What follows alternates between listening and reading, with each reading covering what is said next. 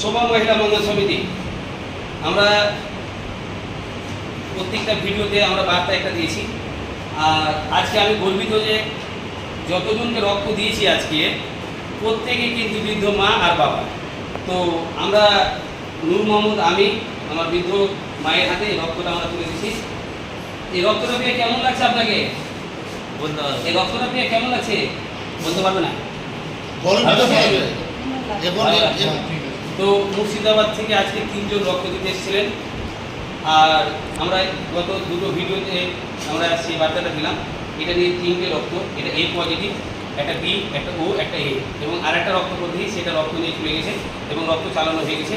তবুও আমরা সকল মিলে তার জন্য সুস্থতা কামনা করবো, যেন উনি তাড়াতাড়ি সুস্থ হয়ে বাড়ি ফিরে যায়।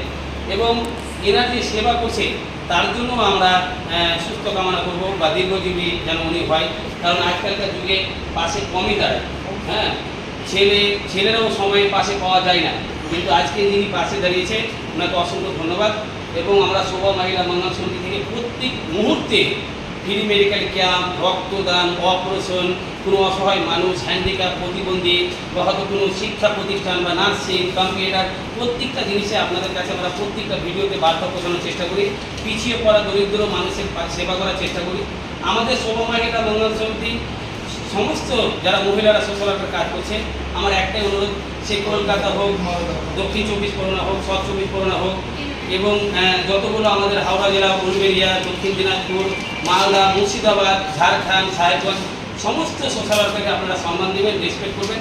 কারণ আপনাদের সেবার জন্য না, আপনাদের কাছে একটা জলের বিনিময়ে না, শুধু আপনাদের উপকারের জন্য যে কোথায় গেলে ভালো হবে, কোথায় গেলে সুস্থ হবেন, কোথায় গেলে রক্ত পাবেন, সেটাই আপনাদের কাছে পৌঁছে দেওয়ার চেষ্টা করে এবং আপনাদের কাছে দেওয়ার চেষ্টা করি। তো আমরা সবসময় শোভা মহিলা মঙ্গল সমিতির পরিচালক, আমি ওনার হিসাবে আপনাদের কাছে অনুরোধ করব যে আমি 24 ঘন্টা আপনাদের পরিষেবা দেওয়ার জন্য আমি আছি।